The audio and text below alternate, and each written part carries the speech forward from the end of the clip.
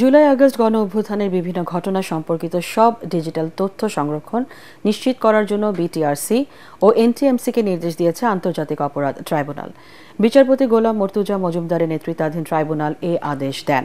এদিন 2013 সালে র্যাবের গুলিতে জামাত নেতা ডাক্তার ফয়েজ আহমেদ হত্যার ঘটনায় শেখ হাসিনা সহ 41 জনের বিরুদ্ধে ট্রাইব্যুনালে অভিযোগ দায়ের করেন নিহতের ছেলে ডাক্তার হাসানুল বান্না। এছাড়া জুলাই আগস্ট গণ অভ্যুত্থানে শহীদ মীর মুগ্ধ হত্যার ঘটনায় ট্রাইব্যুনালে অভিযোগ দায়ের করেছে তার পরিবার। আরও জানাচ্ছেন হুমায়ুন চিস্তি। পরিবারের অভিযোগ, 2013 সালের 13 ডিসেম্বর লক্ষ্মীপুর জেলা জামায়াতের নায়েবে আমির ডাক্তার ফয়েজ আহমেদকে দোতলা থেকে ধরে তার 4তলা বাড়ির ছাদে নিয়ে যায় র্যাব। সেখানে তাকে নির্যাতন ও হাঁটুতে গুলি করার পর ছাদ থেকে ফেলে মৃত্যু নিশ্চিত করা হয়।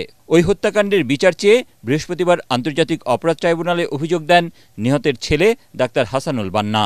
ন্যায় বিচার প্রাপ্তির আশায় আন্তর্জাতিক অপরাধ ট্রাইব্যুনালে আমরা অভিযোগ দাখিল করেছি। তৎকালীন প্রধানমন্ত্রী শেখ হাসিনা, তার স্বরাষ্ট্রমন্ত্রী মহিউদ্দিন খান আলমগীর, সামরিক উপদেষ্টা তারেক সিদ্দিকী, তৎকালীন র্যাবের ADG major general Ziaul Hasan, মোট 41 জনের বিরুদ্ধে আমরা অভিযোগ দাখিল করেছি। এদিকে চিফ প্রসিকিউটর তাজুল ইসলাম ব্রিফিংয়ে বলেন, ছাত্র জনতার গণ অভ্যুত্থানের ডিজিটাল উপাত্ত যা এনটিএমসি ও বিটিআরসিতে সংরক্ষিত থাকে একটি নির্দিষ্ট সময় পর স্বয়ংক্রিয়ভাবে মুছে যায়। এসব গুরুত্বপূর্ণ তথ্য উপাত্ত সংরক্ষণের জন্য নির্দেশ দিয়েছেন ট্রাইব্যুনাল।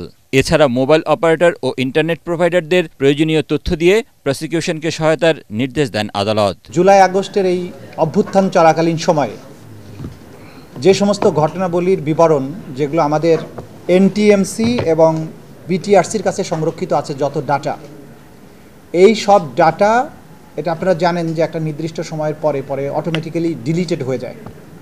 তো আদালত তাদেরকে নির্দেশ দিয়েছেন এই ডাটাগুলোকে আলাদাভাবে যেন প্রিজার্ভ করা হয়। বাংলাদেশের যতগুলো টেলিকমিউনিকেশন অপারেটরস আছে এবং ইন্টারনেট সার্ভিস প্রোভাইডার আছে, আমাদেরকে তদন্ত কাজে তারা সাহায্য করেন। তদন্ত সংস্থা যে কোনো অথরিটির, যে কোনো ব্যক্তিকে ডাকতে পারবে, যে কোনো অথরিটিকে ডাকতে পারবে, যে কোনো ডকুমেন্ট সিজ করতে পারে, ডকুমেন্ট চাইতে পারবে, দেখতে পারবে, সব ক্ষমতা কিন্তু এই আইনে দেয়া আছে সুষ্ঠু এবং নিরপেক্ষ তদন্তের স্বার্থে।